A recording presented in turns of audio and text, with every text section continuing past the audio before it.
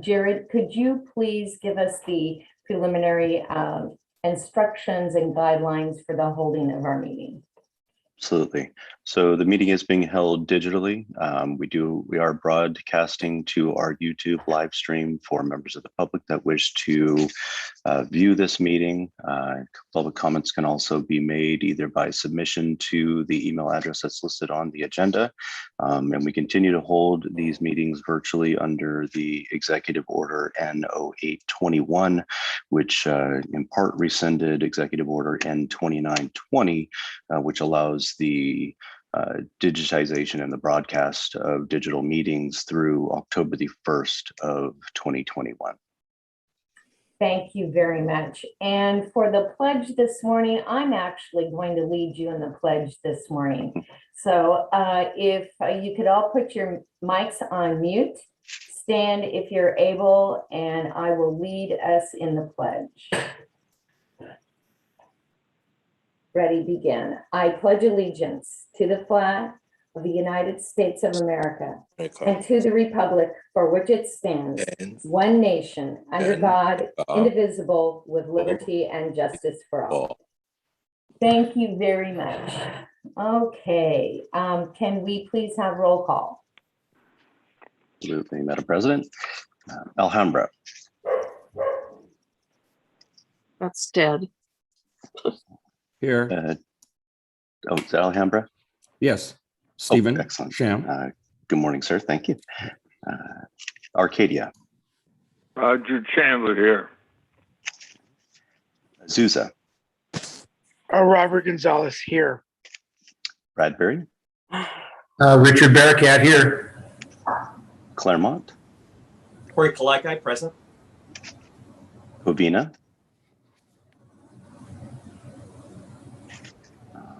Mr. Morgan, I didn't see you on the line. I will come back, though, in case you have a chance to unmute yourself.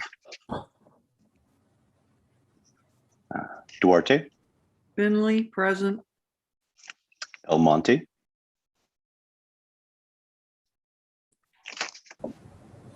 Glendora. Present.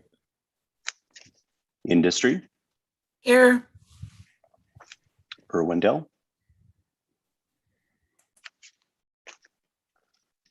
Laverne.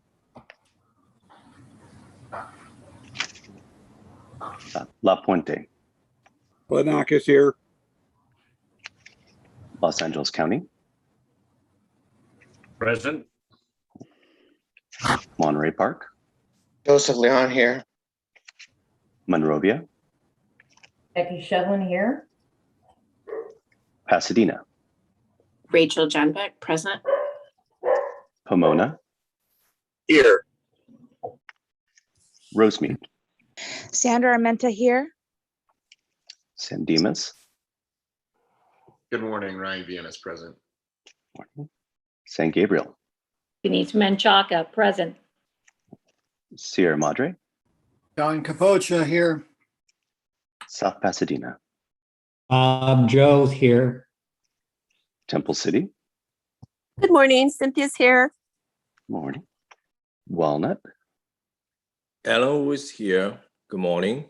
Morning. And West Covina. Lori Johnson here. Morning. And with that, Madam President, we do have a quorum. El Montes here. Jerry Velasquez here. Oh, excellent. Thank you, Jerry. All right. Thank you very much. Okay. Do we have any changes to our order of business or anything that anyone needs to bring forward on an emergency basis?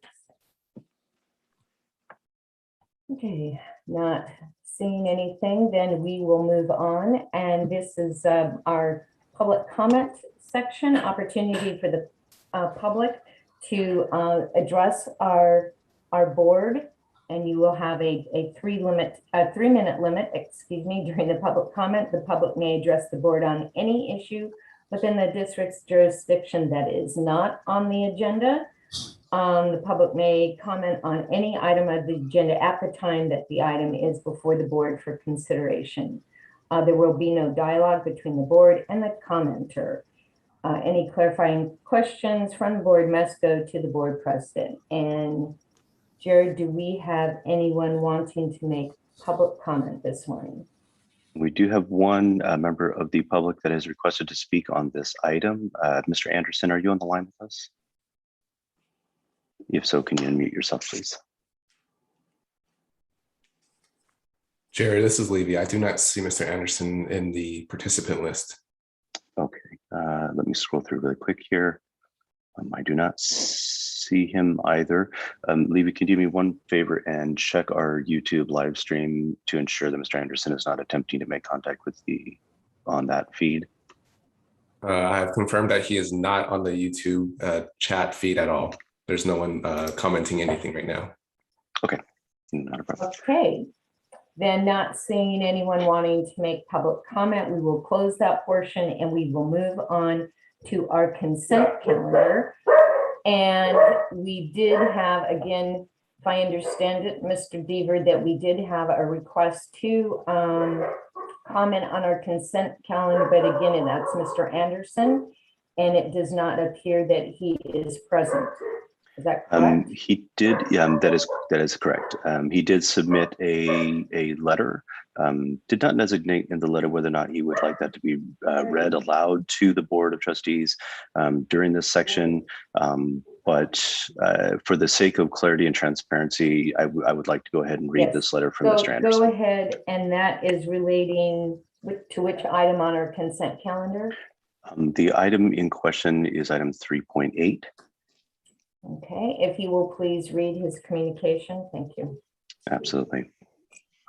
Dear SGVMVCD Board of Trustees, the district records indicate that the SGVMVCD Board of Trustees meeting of November 13th, 2020 had approved excessive district operating background criminal activity checks for new potential employees and other purposes.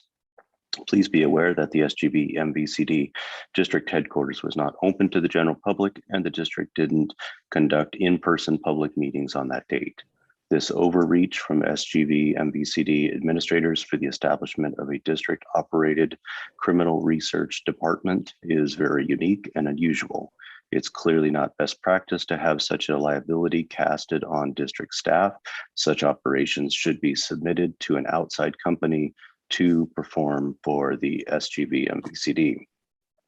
The district's new and only ordinance detailed that such extreme measures of background checks were for sensitive information of employees and chemicals. It's unclear what information would be published as open and easily to obtain public record. The only way such systems of monitoring criminal activity would be successful is for a non-district operated system. Plus everyone, all employees and trustees, including subcontractors, be subject to this type of service. The additional training of custodian of records may increase potential risk from outside forces and of course would have increased cost to the district. This action is only use extreme criminal, this action to only use extreme criminal checks on certain people, fingerprints, would be wrong and unnecessary. Also, it would place the district interest in matter that are outside of its focus and mission. Be aware that this matter should have been placed on the district's agenda consent calendar. Item 3.8 is not routine in nature. Sincerely, Brad Anderson. And that concludes the comments submitted. Thank you. Do any of the trustees have questions or desire to pull this item to handle separately? I guess, Madam Chair, legal counsel can address this directly, but this is routine for ordinances. Is you in first reading, that's where we have the hearing. In second reading, it allows for the public to be aware and one more opportunity for them to comment, but I don't believe there's anything inappropriate with the way this has been placed on the agenda. And if there's anything else perhaps that legal counsel wants to state for the record, I'd welcome that.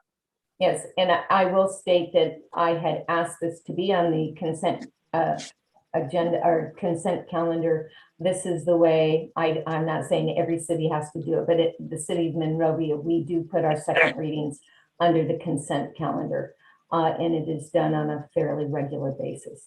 Kelly, did you want to make comment? Good morning, and thank you both President Shevelin and Trustee Kaleke. That is correct. This item was first before the board on July 9th as a public hearing item. It was item number 7 on the agenda. The board duly conducted its public hearing and at that point had a first reading of the ordinance. As President Shevlin has indicated, ordinance is now coming back for a second reading, which is appropriate for the consent calendar as it is basically a ministerial act at this point in terms of the second reading of the ordinance. The ordinance itself is very clear in terms of who is appointed to receive the results. The results will be coming from a third party that is authorized and does this kind of investigation on a routine basis. If you have any other questions, I'm available to answer them. Thank you. Thank you. Do we have any other questions or comments? Not seeing any, and I will then entertain a motion to approve our consent calendar in total, being items 3.1 through 3.8. Move Madam approval, Finley. Okay, Finley made the motion. I'll Already- second, like I Claremont. Second, then without any further discussion, we're going to go ahead and take a roll call vote on this today since we've had so much conversation. Could you please take a roll call vote, Jared? Thank you. Absolutely. Alhambra, Yes, Alhambra, Stephen Sham. Arcadia,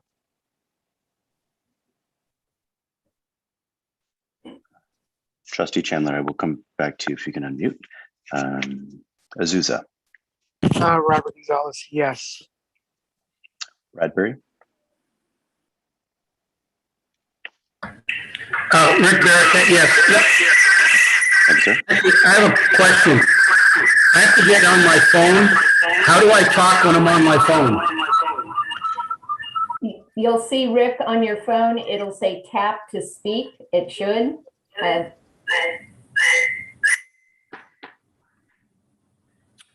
So the call-in, I'm sorry, Trustee Burkett, the call-in information is on the Zoom link information right below the hyperlink to this what we're on right now, and it'll provide you with the meeting identification number to enter in, and then you can join just exclusively by your phone. Jared, I'm already on my phone. Okay. All I need to know is what button do I push to speak? You're speaking right now. We're hearing you just fine unless it's being picked up by your computer. On your phone, it should say tap to speak. No, should be, no, Becky, it would be *6. Asterisk. Okay. All right. So Asterisk 6. and what we're hearing is you're probably on both, so we're getting a feedback loop. Yes, that's what's happening, but I don't know how to make the phone speak because I need to get off the computer. *6 should mute. Okay, *6. Thank you for your time. Oh my God. Whoa. There we go. Because all I know, the few times when I've had to do that on my phone, it's got a big red dot and it says tap to speak. I got Okay. now. Thank you both. All right. Awesome. Thank you. That's Yeah, much that's clearer. good. We can hit, yeah, much better, much better. And then how do I mute myself again? *6 again. as well. Okay, thank you. Perfect. Okay. Claremont, Kalika, yes. Covina, Finley, Duarte, Finley, yes. El Monte, Yes, Jerry. Velasco. Glendora, Yes. Industry, Yes. Irwindale. Trustee Garcia, were you able to join us? Okay, no. Okay. Laverne, La Puente, Yes. Los Angeles County, Aye. Monterey Park, Yes. excellent. Monrovia, Yes. Pasadena, Yes. Pomona, Yes. Rosemead, Yes. San Dimas, Yes. San Gabriel, Yes. Sierra Madre, Yes. South Pasadena, Yes. Temple City, Yes. Walnut, Yes. and West Covina. Yes. And with that, the item passes, Madam President. Great. Moving on to item 4, presentations. We have none this morning, so we will move right into item 5, which is closed session employee evaluation and contract revision, public employee district manager. And Levy, are you going to facilitate that, setting us up for the closed session? Absolutely, Madam President. I need clarification as to whether Jared will be and Rose will be part of this discussion. I have no problem having him be a part of this closed session and this, unless there are any objections from any other trustee.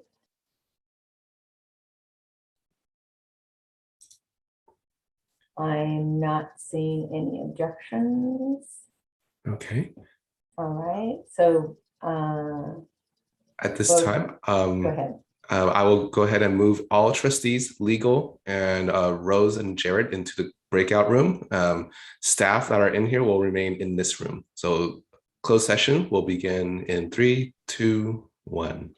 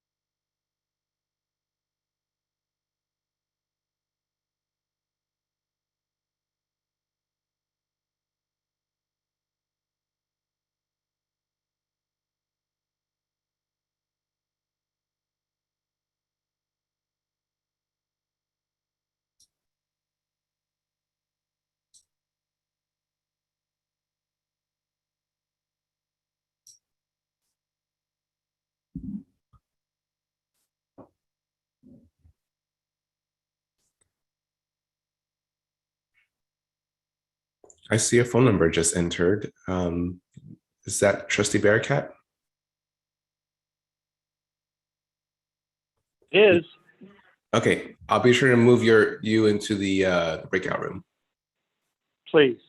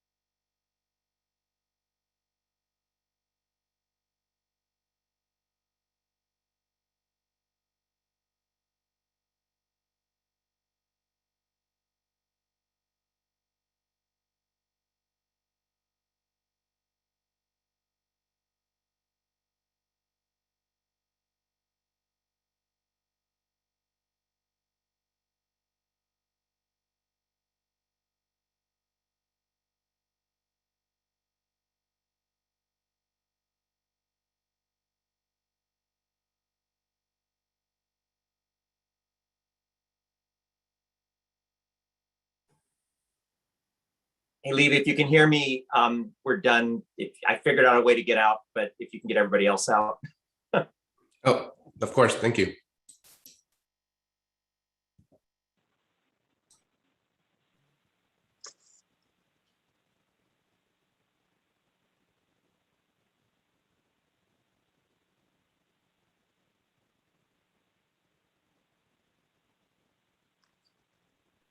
The wonders of technology. Who knew that little blue button was down there? Levy, I think we had 33 members attending this meeting prior to going into closed session. Is that correct? Let's see if we can get our head Okay, count how back about, here. no, Rick's there, okay. Yeah, the room is closed out, so everyone that was in there should be out here now with us. Hopefully they leave breakout room and not leave meeting. Well, can you tell if there were 33 who that was that we lost? So I believe that was Trustee Barakat joining from 2 devices. So Oh, when we closed okay, out his all right. Zoom feed, Okay, that's now we're down to great. 32. So can we have a report out of closed session? Kelly. Thank you, Madam. Thank you, Madam President. The board met in closed session to discuss the item as agendized. And at this point, it would be appropriate for us to move on to item 6, which is to review, consider, and take action on the agreement that was discussed in closed session. Madam President, I'll go ahead and move the recommended action. Thank you. Do we have a second? Second. Second. Okay, I had the louder voice I heard was Lloyd there, Trustee Johnson. So Yes. so we have a motion by Trustee Kaleke and then a second by Lloyd Johnson. Are there any other further discussion on this? I just had one comment, Madam President.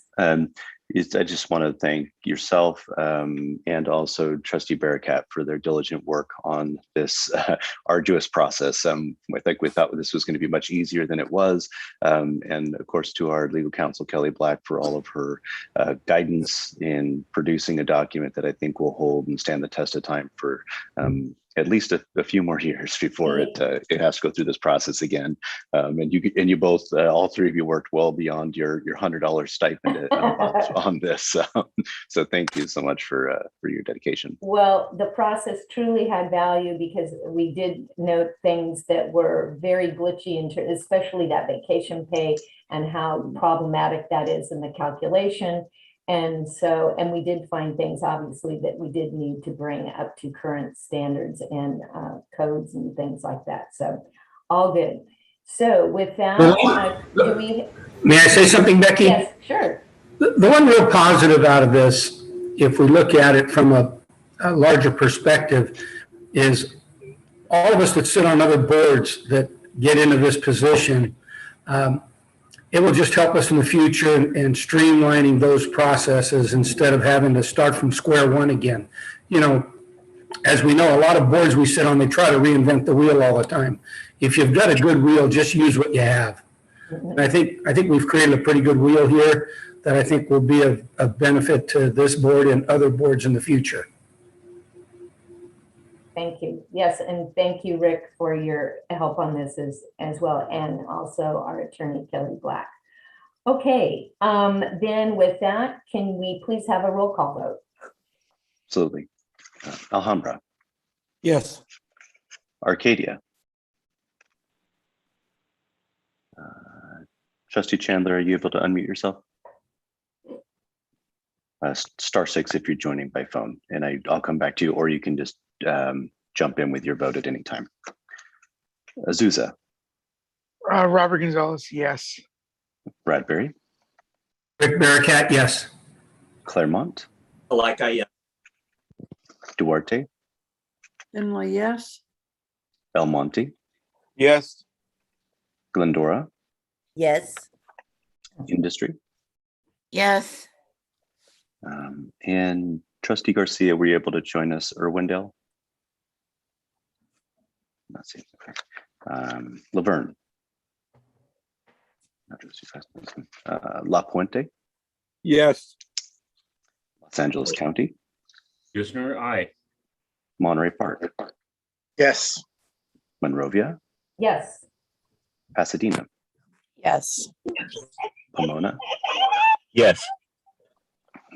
Rosemead, Yes. San Dimas, Yes. San Gabriel, Yes. Sierra Madre, Yes. South Pasadena, Yes. Temple City, Yes. Walnut, Yes. and West Covina. Yes. Thank you. And with that, the item does pass, Madam President. Yay. Okay, it was a labor of love. Okay, now moving on to item 7. Oh, and I need to ask first before I move on to that. Obviously, we went into closed session and you don't have public comment, or we did not have public comment on the closed session, but do I need to ask if there was any public comment on that? Obviously, we took a vote, but I want to make sure there was no public comment on that item. Thank you for the clarification, Madam President. There was no public comment or request to speak submitted for item 6. Okay. And moving to item 7, and I'll start off with that. Consider CalPERS other post-employment benefits, OPEB, and pension unfunded actuarial liabilities, contributions, written report discussion, et cetera, et cetera. Do we have, before we start our discussion, do we have any comments on this one? No, Madam President, we have no comments requested or submitted comments for reading of staff. All right. And I will let you take the lead on this, Mr. Deaver. This is technical stuff and he will explain it beautifully so we will all understand. Thank you, Madam President. I will do this as concisely and quickly as possible as well. Thank you. Because we do have a number of items still to get through this morning. So it was the request of both the Board of Trustees in general and the Finance and Audit Committee to take a further look at our pension pre-funding options and as well as our OPEB, our other pension unfunded accrued liability contribution options, and to see where we can pay down some of these debt obligations for both of those items. So we Rose, Alba, and I went and looked at what our current debt obligations are and try to come up with a plan for the Finance and Audit Committee where a prepayment schedule and also a dedication of monies that were already held within our reserve funds for this specific purpose could be best used. So you will see, and Jason, there we go. You're on the just right. No, you're perfect right there. Thank you so much. So I'll go through what our current unfunded liabilities are, how we fund them, and then also the options for pre-funding or getting ahead of our debt obligations to help reduce the amount of interest that's accrued on those debt obligations each and every year. So on the pension side, so simply just not the post-employment retirement benefits or the medical benefits that are afforded to our retirees, just on their pension. The Calpers Classic members, those are members who were a part of the Calpers system prior to January the 1st of 2013, which was the adoption date of PEPRA, which we'll go into in a second. Those individuals are entitled to 2% at 55 and accrued by their single highest year. We have 11 active employees that are Classic members, 10 retirees that are current drawing under the Classic member formula. The district does contribute collectively between the employer and the employee 17.25%. The employee picks up about 7% of that, 6.9%. The employer, the district, pays just under 11%. Our current unfunded liability, the gap between what we contribute versus what is projected to be expensed to retirees and also current and future retirees is $2.13 million. And that brings our annual contribution required from Calpers to about $180,000. So one, in sake of clarity and transparency for both the board and the public, I want to break that down and ensure that what we're paying in insurance and what are the advantages of prepaying this UAL, or the unfunded accrued liability. The annual contribution of 180, only $143,000 of that is interest, and $143,000 of that is interest. $35,000 of that actually hits the principal of that debt. Under that formula, the actuarial projects that we would pay off that $2.13 million in debt by the year 2044. And at that time, we will have paid about $2.7 million in interest. On the Calpers PEPRA members, and that's the Public Employees Pension Reform Act. That's the acronym for PEPRA that was created and passed by the legislature to prevent and to try to curtail any pension abuses or Cadillac programs being created by public agencies that make these pension funds unsustainable into the future. So as of January the 1st of 2013, every member that was a new member to Calpers was designated as a PEPRA member. That formula for our employees is 2% at 62, and that is a blended average of the last 36 months of that person's employment. We have 23, so the majority of our active employees are PEPRA members, and we have 0 retirees in the system currently that are drawing under the PEPRA designation. The benefit cost is roughly 14.5%, and that's shared amongst the employer and employee at 8% employer and just under 7% employee. Now, the UAL for this is much lower because as you note, the actual benefit to the employee upon reaching retirement age is reduced. That's the entire purpose of PEPRA, was to help reduce the amount of debt and liability each agency has to contribute per employee. So our unfunded liability, our debt on these members is only $83,000. So that brings our annual contribution to $9,000 a year, and it's about $630 in interest and $8,383 in principal. So a much lower debt obligation there, and easier for us to maintain and keep up and not fall into increase our UAL for PEPRA members. So by 2040, the actuarial predicts that we would have that $83,000 paid off with about $40,000 in accrued interest. All right, Jason, if you can scroll down really quick. Before I move on to OPEB, are there any questions on pension?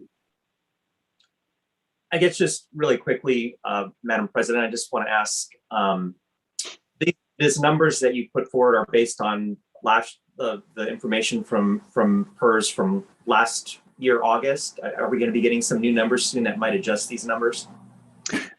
So yeah, we had a couple of meetings that we couldn't conduct due to a lack of quorum, which pushed this agenda item to this month, which was actually very advantageous because we did get in the new actuarial statement close of June 30, 2020. So these numbers are current to June 30 of 2020. So there are potentially new numbers that are going to be released here shortly. And I understand that PERS relatively well over the last year that could adjust these numbers, hopefully. Yes. Okay. And that is a great point. So the numbers that you're looking at right now are based on basically the investment year, which concluded in 2020. That investment rate of return for Calpers was only 6.8%. That rate of return in 2020 was 4.7%. Calpers anticipated that they would earn somewhere around 7% on the fund, so they underperformed in the previous fiscal year. July 21 report that just came out from Calpers projects that they are earning 21.3% this year. So they are looking to revise the discount rate for every contributing member, basically our interest rate on our debt. They're going to reduce that rate to 6.8% instead of 7%. So only 0.2% reduction, but honestly on an enormous, hundreds of billions of dollars fund, a 0.2% reduction in total debt obligation for each contributing member is quite significant. And it marks a first time in a long time that Calpers has not only met their projections, but exceeded them pretty significantly. So thank you for that point. May I make a comment? Yes. What we do know about Calpers is they're one of the most mismanaged funds out there. And historically, all our organizations just take a brutal beating by them. And it'll be extremely prudent to, as we know, as individuals, your money in the bank gets you almost nothing. If we can get, by paying this down, we're basically giving ourselves a 7% raise. So as we pay this, if we pay this off or pay a portion of it off, we just continue to make that payment back into our reserves. And now our money's earning the 7% instead of them. Because right now our money earns us, what is it, about less than 1%, Jared?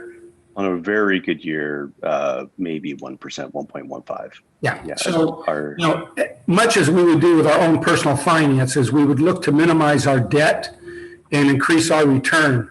And that's why this would be one of the most prudent things we can do with our money.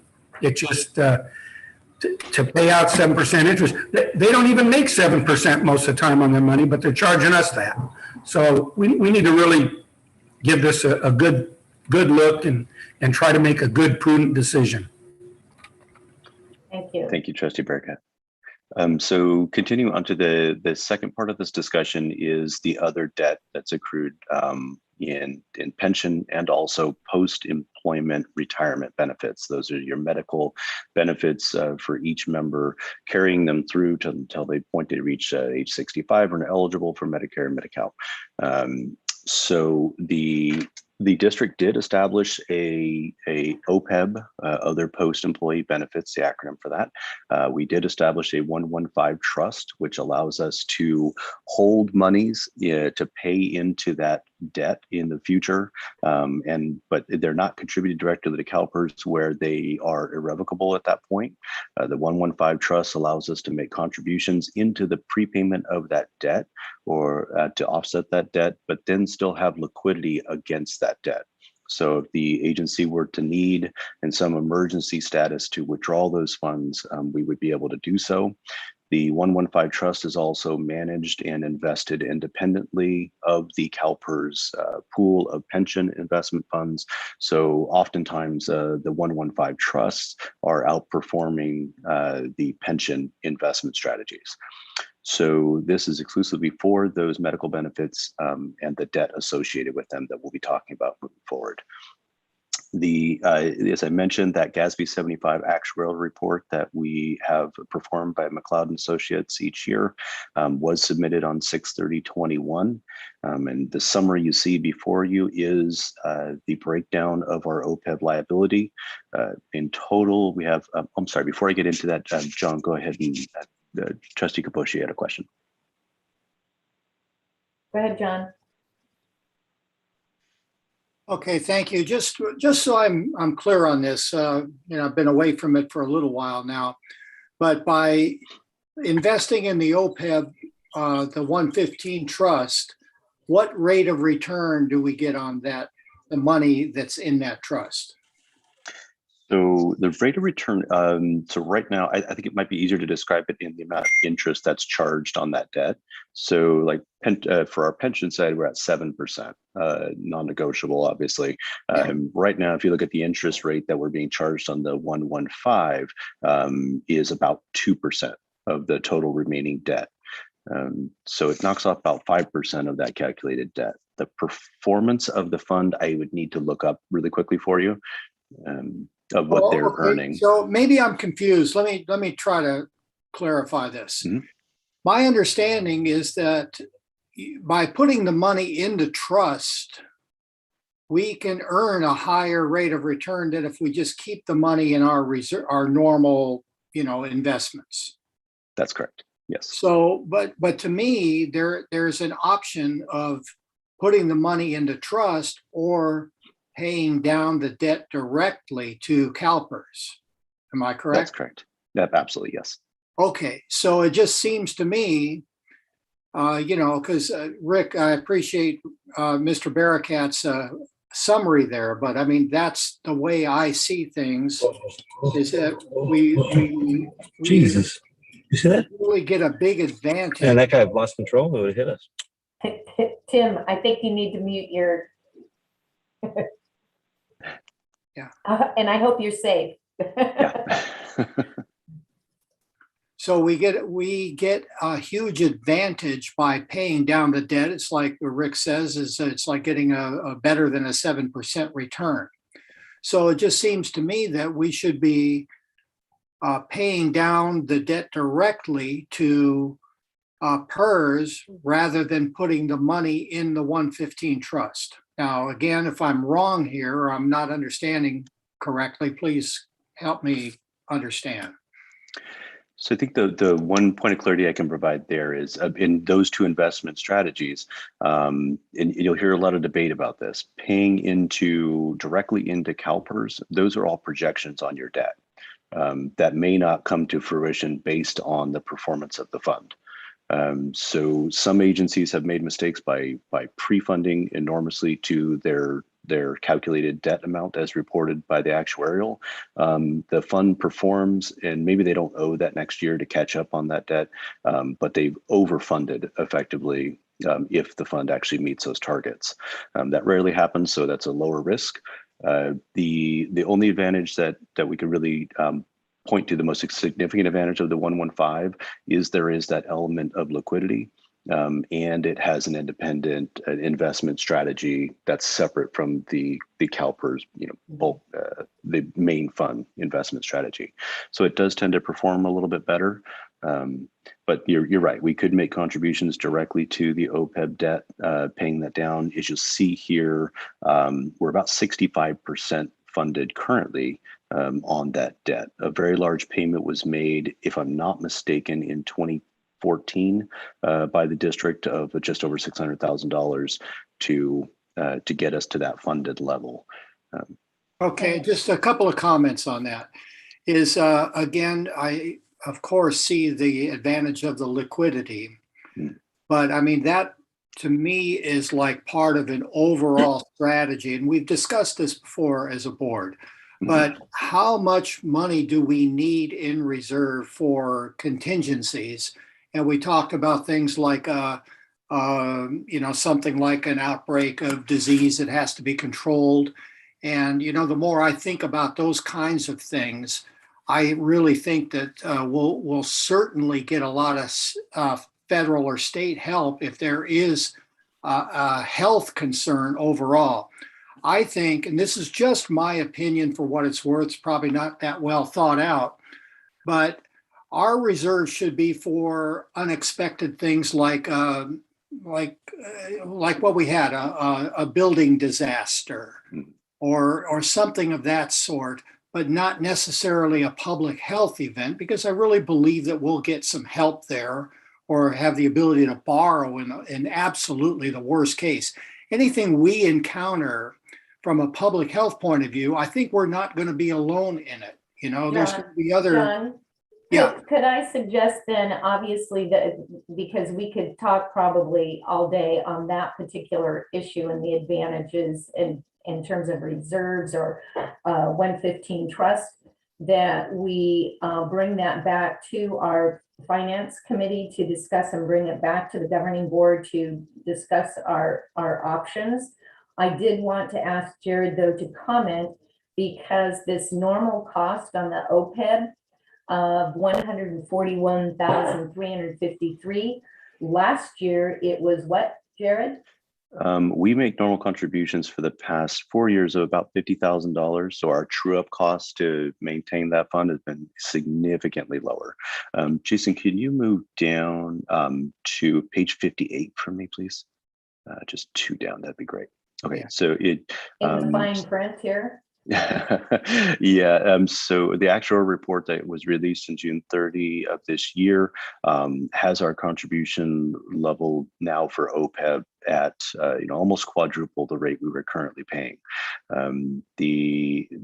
Unfortunately, the cost of medical insurance for the employer is going up significantly in this next open enrollment period. We've received word from our broker for our benefits that we're looking at, depending on the carrier, anywhere between 16 and 24% increase in medical costs year over year.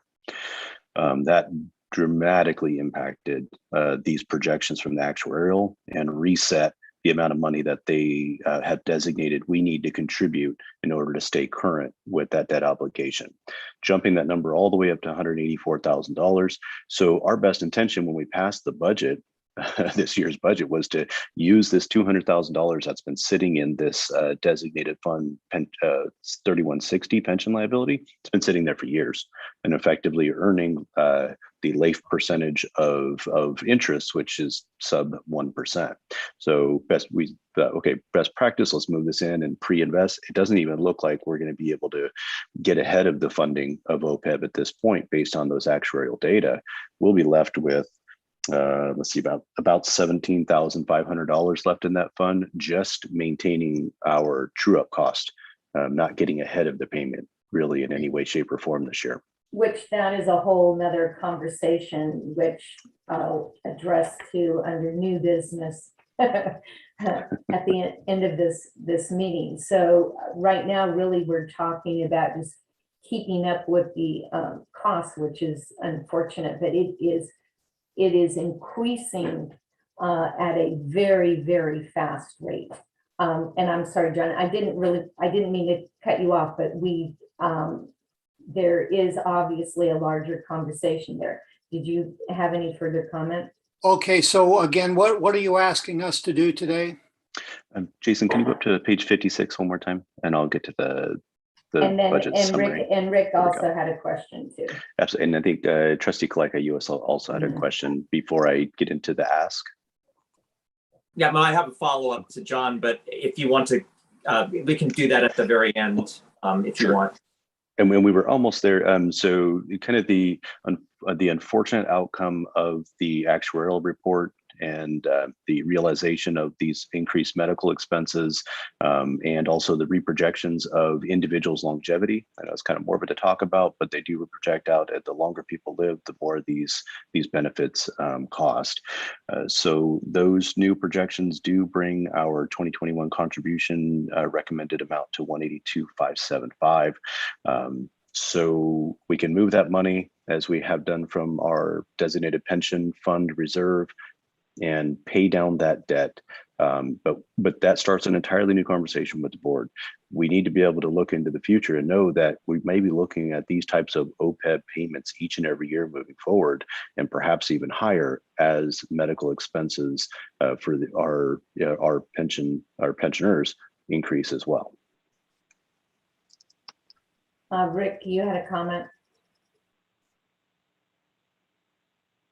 Yes, I'm very much in agreement with John about the, I would much rather see us, instead of the OPED, to do the paying off PERS. And I also think for a future conversation, we need to look at the medical benefits we offer. You know, many organizations, public and private, are changing what they offer their employees. And with the rising costs, we're not going to be able to keep up with it. There's just no, that's going to be even worse than our pension obligations in the future. Because as we're an aging society, those costs just go up astronomically. And so I think for the future, we need to talk about, okay, what benefits do we offer?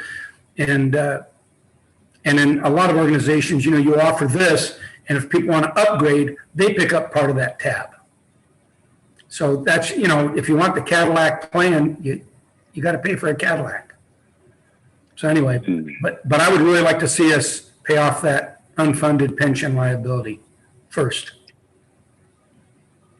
And absolutely. So those are the three options. Keep in mind too, to that point, Trustee Barrett that just made, the 115 is not a mandatory contribution. These are recommendations.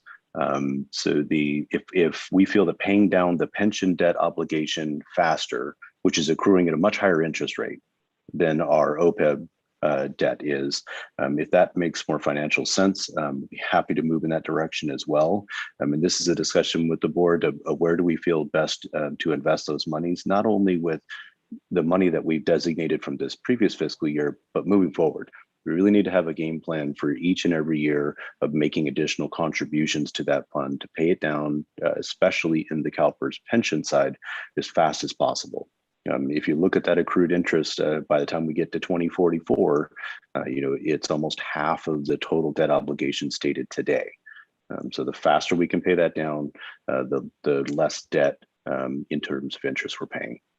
And to that point, Trustee Burkett, President Shevlin and I did have a discussion at our meeting yesterday where we've described what the future would look like in terms of reducing those debt obligations and pension by designating a tier 3 employee, just like PEPRA created a lower obligation employee starting in 2013. Many agencies, many cities, and many counties have been creating tier 3 and tier 4 employment agreements, contracts with new employees. They reduce those level of benefits in not only the age of retirement and the formulas for retirement, but also for the stated benefits for medical, either removing them entirely or reducing them significantly to help lower your OPEB debt obligation moving forward. Trustee Margaret. Okay, thank you, Becky. I agree with Rick. This is constantly evolving or devolving, as the case may be. And for us not to kind of grab the bull by the horns right now and look out for something further than just 2 or 3 years down the road, I think would be irresponsible. So I'd like to also recommend that we take a look at paying this off in a more expeditious fashion than not. Madam Chair. Yes. Yeah, just in light of where this is going, I that's exactly where I am. We just had this discussion at our council meeting, our last council meeting in July about a 115 trust. I ended up being in the minority, but really, I wanted to back up John on the point that the only problem with this is, if you put the money in the trust in the future, a future board that has access to that money can decide that they're not going to pay it towards paying down the debt. They're going to use it for that year's pension obligations. And so the problem is, if today we want to actually address the liability, then we should pay it directly to PERS to assure that that happens. Because the point I made in the past, prior council members before me in our city did things like invest in the Orange County Citron Fund. If those of you remember that whole thing that went bankrupt, another set of council members decided to supplement our pension benefits to our employees, increase the factor and whatnot, and made it retroactive. So other councils can make, other elected officials can make other decisions and sidetrack what we may want today. So if our choice today is to pay down this liability, then it's more beneficial to pay it directly to PERS in an additional discretionary payment. And we've done that in our town the last several years, and we actually saved $3.5 million in interest in so doing. So that I'm right there with John and Margaret and Rick, and I just wanted to add that to the conversation. Thank you. Okay, our options that we had before us then today were to make the contribution to the approve other post-employment benefits 115 trust contribution in the amount of $182.75. So we were actually going to pay, if I understand that correctly, the 2021 actuarial determined contribution, that was the $182.575 that you've got there right at the very top of your screen, or the alternative, the board may choose to deny the approval of the other the payment of that. So what we seem to be talking about here actually is to take that money that we have accrued in our trust and apply that to the unfunded in both our classic and our Pepra. Jason, can you move up to the next, the previous page there? There you go. Thank you. Am I understanding that correctly? Mr. Click and Mr. Bearcat and Ms. Finley? Yes. So we would pay down the principal on, well, I know those are separated for us, but I think Right. what we pay is all lumped into one sum. Right. So I would just pay down as much as we can, as soon as we can. Do we need to bring this back then in a future or at our next meeting to do that? Are we able to? I think we can make that motion now. Okay. Yeah. I'd like to make that motion. Okay, wait. Okay, we've got a motion and a second, and we're talking about the amount that we have. We're talking about 182,575, or were we talking about the full amount in our trust? So the full amount as described, go down one more page for me, Jason. Thank you so much. Right there in this, the paragraph described in the trust explains the movement of monies that was authorized in the annual budget. So we did move from designated fund 3160, the pension liability, into my department, the executive fund 8,000 capital outlay, which gives me the purview over that $200,000 upon board approval to expend those monies as you see fit. So what I'm hearing from the motion will need to be made is we can exhaust this $200,000 in the executive department fund 8,000 capital outlay for purposes of paying down our pension obligation. And there will need to, Rose and I will figure out how to pay the OPEB this year. There are funds that are designated for those, but I think that's a discussion I need to have again with Finance and Audit Committee coming up. We'll to determine what portion of that 182,575 that the actuarial identified for the OPEB do we feel comfortable paying at this point. Again, those are recommendations, not obligations.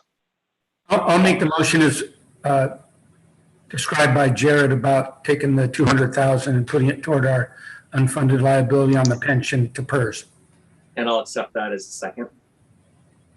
Okay. Do we have any further discussion on this? Yeah, this is John Capocha. So, yeah, so I agree with that motion and I will vote for that. But the question I have is just the uncertainty for the OPEB now. So if I understand right, you're going to go back and look at the upcoming budget and see where we can find money to pay for the OPEB, right? Yes, and that will be coming back to our finance committee, and also in the questions that you had brought up regarding the trust in and of itself, that will all be brought back through our finance committee and then brought back to the board of trustees. Yeah, and I think we just need a discussion also again, re-tee up again what we think appropriate reserve level is too. Yes, right, correct. Absolutely. Okay, thank you. All right, I think we do have a motion and a second on the, and to take the full 200,000, correct, to apply towards the our unfunded liabilities. Correct? That is correct. Okay. Can we please have a roll call? Absolutely. Alhambra. Yes. Arcadia. Azusa. Yes. Bradbury. Yes. Claremont. Yes. Duarte. Yes. El Monte. Yes. Glendora. Yes. Industry. Yes. La Puente. Yes. Los Angeles County. Yes. Monterey Park. Yes. Monrovia. Yes. Pasadena.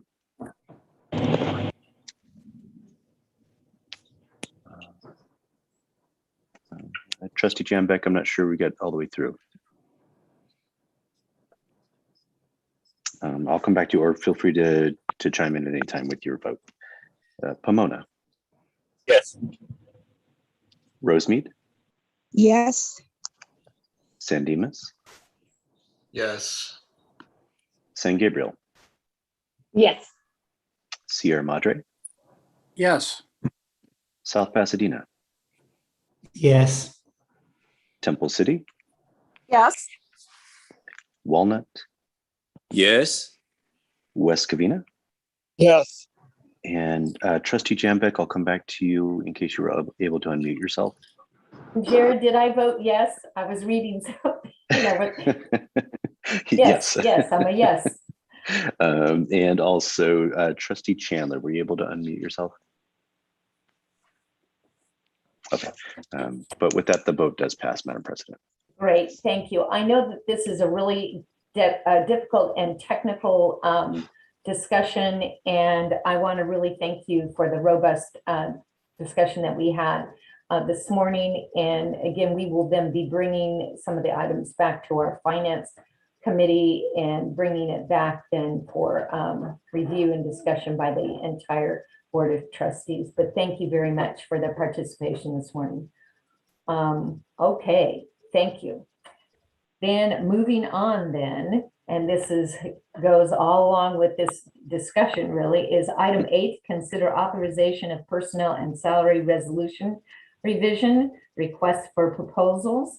And Jared, if you could please comment on that. And Rick, do you have a question? Your hand's still up.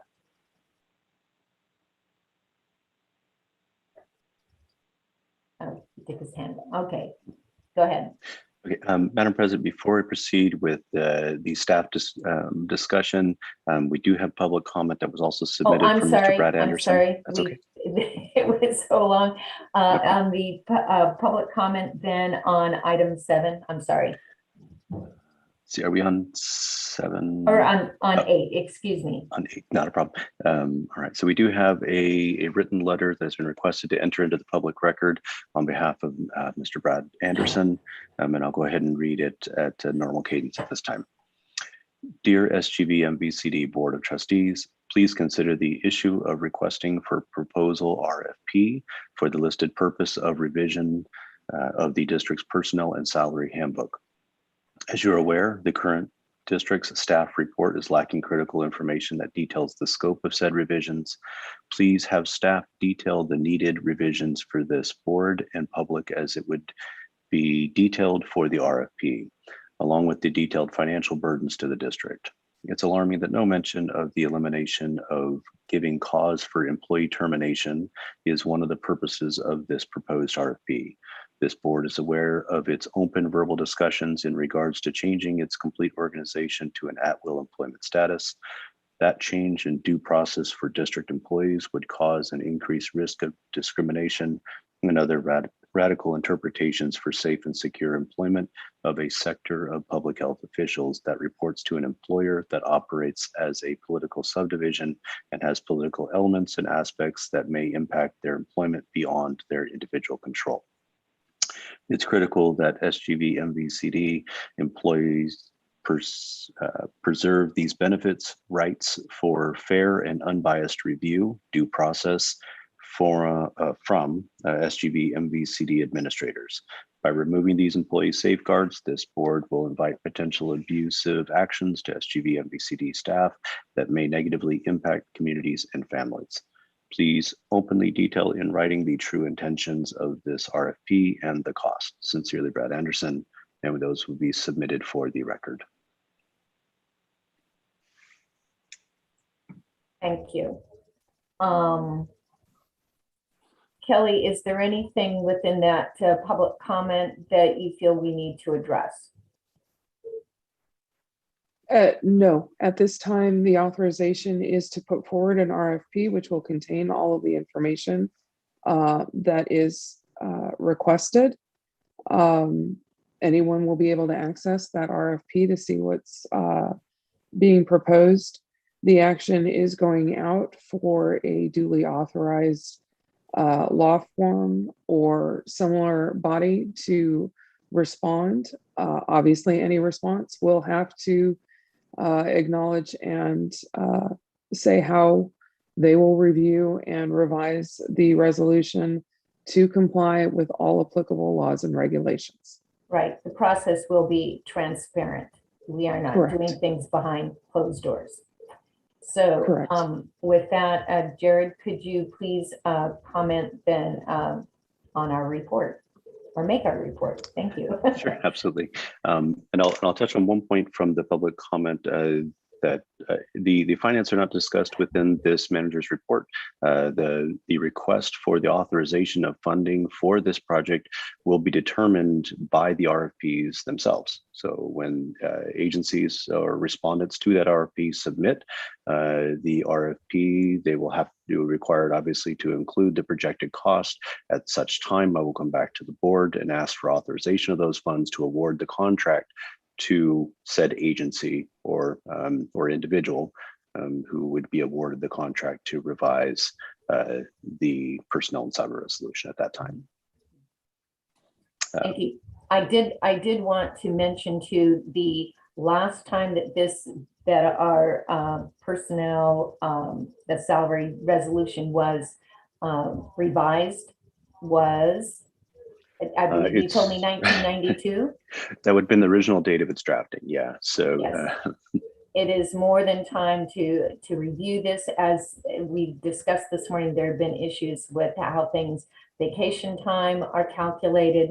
We've had discussion regarding the OPEB provisions, things like that. There are a lot of things. This is not just a single issue to be reviewed and revised. So this is, since 1992, definitely time for an overall review of the policies. I'm sorry, and I interrupted you. John did have his hand raised. John? Yeah, thank you. I just want to make a comment on this because this is my perspective of why we're doing this.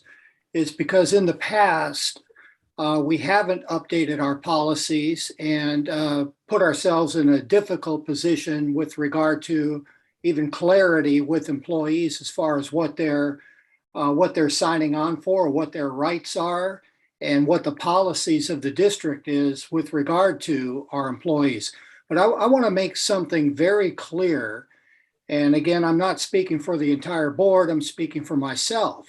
But I have a belief that our employees, we want our employees to be satisfied with their job. We want them to understand the terms of employment, and we want to be very, very transparent about what those terms are.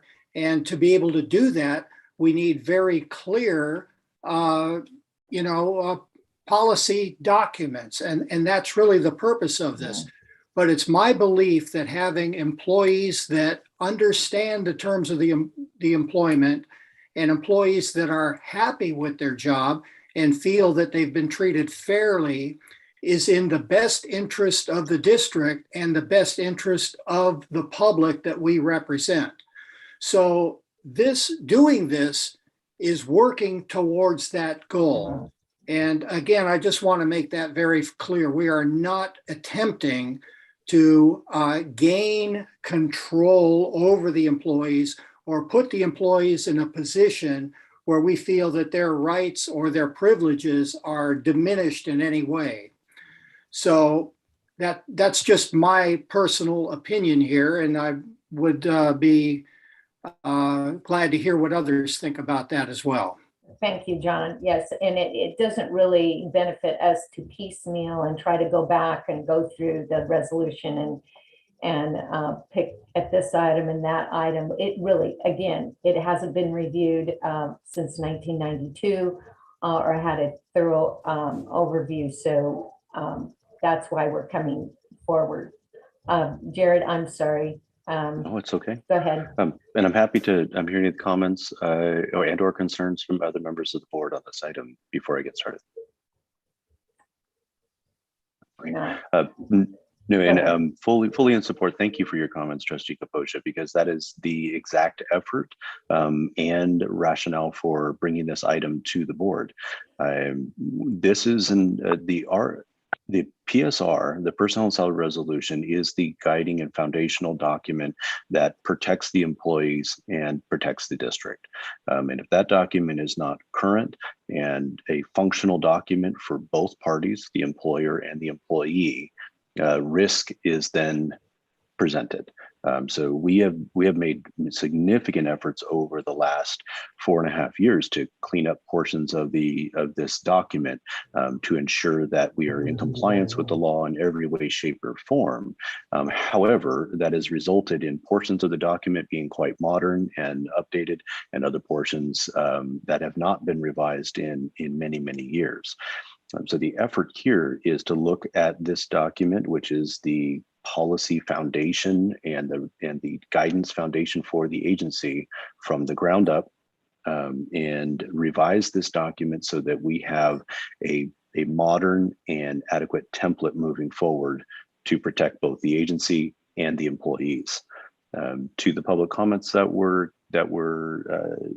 submitted, yes, we have had open discussion in open session about a variety of changes, improvements, additions and deletions from this document. That does not mean that all of those discussions will make it to the final draft. And to President Shevlin's point, this will be an open and transparent process moving forward. This document will be presented in multiple stages prior to its adoption by the board.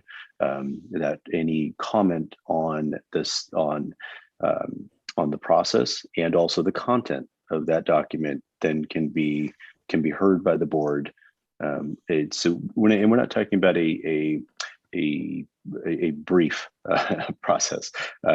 All the other agencies I've talked to that have gone through formal RFP and creation of a new personnel and salary resolution have taken anywhere from 10 months to 2 years.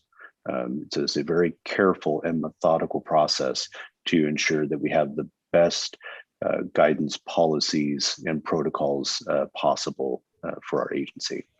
So as President Shevlin mentioned, this item is not to authorize funding and or award contract to any respondent. This is simply to authorize myself and staff to draft the RFP and then to distribute said RFP. And that will be brought back to a committee of the board that will review all of the responses to that RFP to help make a recommendation that will then be brought to the board. And within that recommendation will be the authorization for funds that are stated within those respondent RFPs. Thank you. I'll conclude with that. Thank you. Do we have, I think it's pretty clear. We're not, there are no specific changes being made at this time. This is simply for an RFP to go out to have someone review our policy and bring that back to us. Okay, I'm not seeing any raised hands. Do we have then a motion?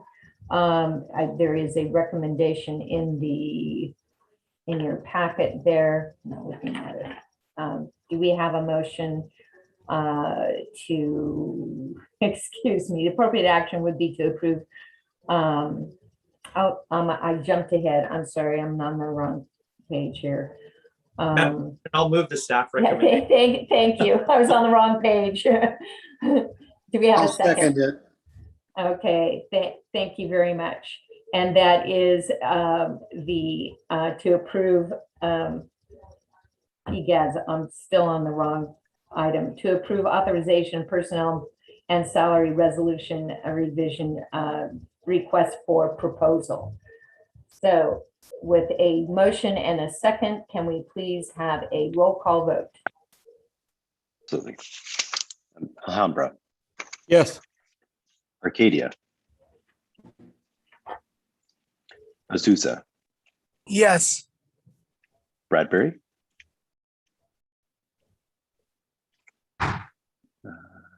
Trustee Bearcat, are you able to unmute? I will come back to you. Claremont. Yes. Covina. I did get word, Trustee Morgan, that you are on the line from staff and you've been communicating with them. You did vote yes on the previous items. So please indicate to staff your vote on this as well. We'll go ahead and enter that into the record. Duarte. Duarte, yes. El Monte. Yes. Glendora. Yes. Industry. Yes. La Puente. Yes. Los Angeles County. Yes. Monterey Park. Yes. Monrovia. Yes. Pasadena. Trustee Jambeck, will come back to you. Pomona.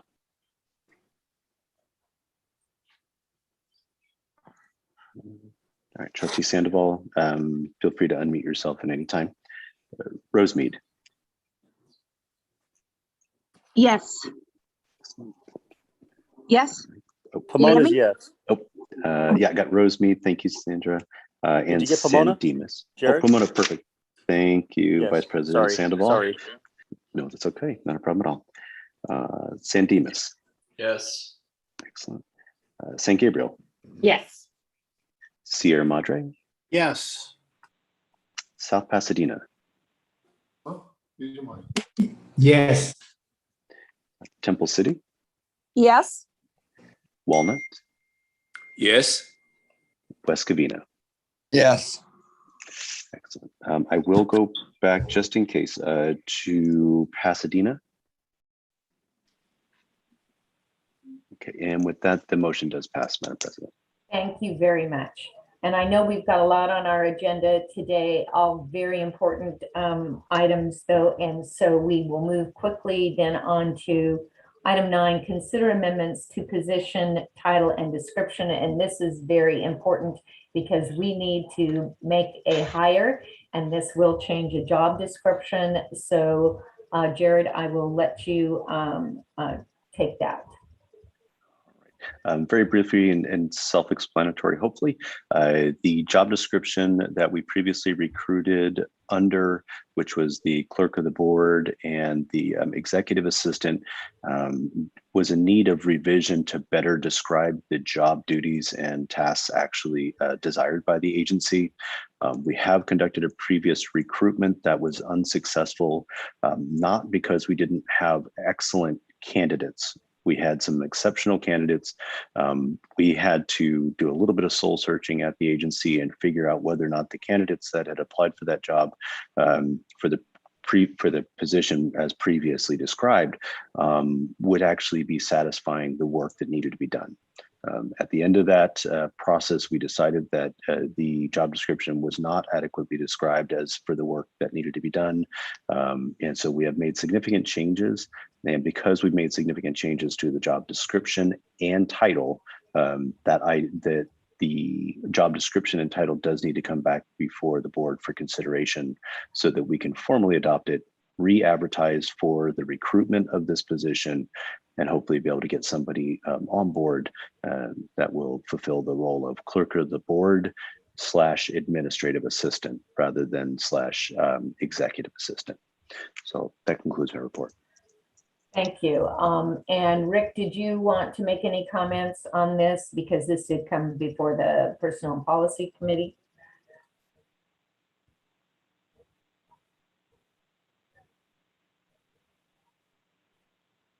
Do we still have Rick online? Okay. I'm not hearing him. I see John Capucha has his hand raised. Yeah, I have a question. If it's the intent that the person have a notary public certification, I'm just not clear that the language is clear on that regard. It says possession of or ability to obtain notary public certification within the first year. So you either have it or you have the ability within the first year. Is that clear that we're saying that we require that within 1 year? Yes, I hope that's clear that needs to be obtained within the first year. And you rightly called this a significant change out, because during our previous recruitment, how it was stated in the job description previously was that you had to have it at time of application. So there's very few folks out there that have the Notary Public certification and have gone through all the testing. So it actually eliminated quite a few good candidates from the pool and eligibility for interview. So we tweaked the language here to make sure that if you didn't have it, but you were qualified under every other item, that if we would afford you that first year in order to get that certification. Okay, And we would pay for it as well. I'd like to hear Ms. Black's opinion of that, because it just seems to me that you satisfy it if you have the ability to get it within 1 year, not that you actually have to get it. Okay. Go ahead, Kelly. If the language needs to be changed, we can change the language to affirmatively state either you have the notary certification or you are acknowledged and are required to get a notary certification within the first year of employment. Okay, I think that needs to be clarified, because I can see a battle brewing. If we hire somebody, they don't have it, then within a year they don't have it. The person will say, well, what do you mean? I still have the ability to get it. I just haven't got it yet. And you haven't made that clear.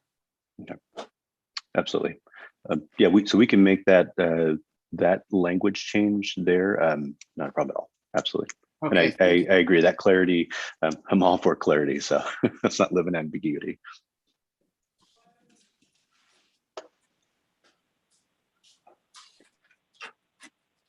Thank you. And so we can make that, I'm really sorry for my dogs. We could make that addition or that amendment to the description to make that very clear that it is a requirement within the 1 year if they don't presently hold that certification. Well, can we do that right now so that we can approve this today? Sure. I don't see why not. Kelly, is that a problem? In our motion, we clarified that we want that added in there. So what are we going to do? So as I understand it, the preferred language would be possession of, comma, or candidate specifically acknowledges and understands that she is required to obtain a notary public certification for the state of California within the first year of the date of hire. That sounds good to me. Yeah. Okay. Were you finished, Jared? I am, Madam President. Okay, with that amendment to the description, is there any further discussion? Not seeing any raised hands. Madam President, move Yes. approval.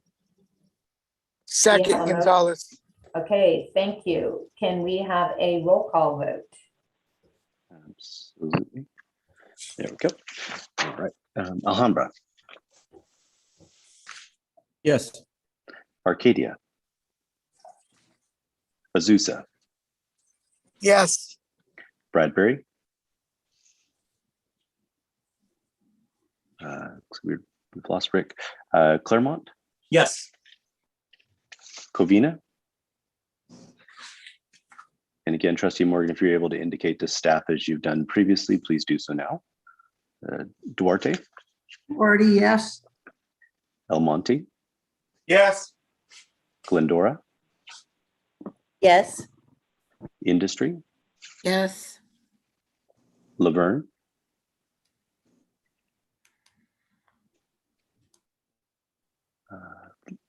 Laverne, Trustee Klanakis, are you still with us? I know Well, we're getting. Oh, Trustee Klanakis is from Lapawani, but Lapawani is yes. Sorry about that. I had to skip Laverne. He got mixed in there. Thank you so much, La Puente. Los Angeles County. Yes. Monterey Park. Yes. Monrovia. Yes. Pasadena. Pomona. Yes. Rosemead. Yes. San Dimas. Yes. San Gabriel. Yes. Sierra Madre. Yes. South Pasadena. Yes. Temple City. Yes. Walnut. Yes. And West Covina. Yes. And with that, the item does pass, Madam President. Thank you so very much. And again, I apologize for my dogs. And if it isn't a dog, the trash truck just went by creating a lot of noise. The beauty of doing these Zoom meetings from home. Moving right along then to item 10, district administration. Jared. Okay, given the hour, I'm going to make this thing amazingly fast. Committee meeting notifications. Please be aware, those members of the ad hoc facility committee, I will need to convene that committee within the next 2 to at the most 3 weeks, so that we can have a proposal be placed on next month's agenda for repair of the operations facility, in part, not in total.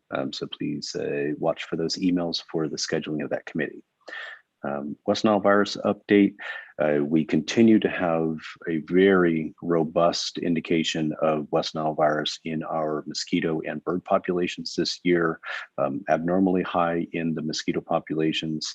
I don't want to speak for the Director of Scientific Programs, Melissa Doyle, but I believe she stated in her report that we are over our total number of West Nile virus indications that we had in 2020 already this year. Melissa, did you want to give us just a 2-minute update on West Nile virus? There's a lot of very critical things happening right now in the world of mosquitoes in San Gabriel Valley. Yes, can you hear me? We can hear you. Okay, great. We have approximately, we have 93 positive mosquito pools so far since getting the data yesterday. The majority of the activity is around a focal point in Covina, and it expanded outward and is moving northward. The interesting part is that it was first indicated by some dead birds. Could you scroll down to the map below? Yeah, there we go. So you can see those purple and green dots there in the center. That's where the activity started in May. And then we started seeing more birds and mosquito pools going positive. The nice thing I'd like to report is that operations has been working really hard investigating each one of these positives.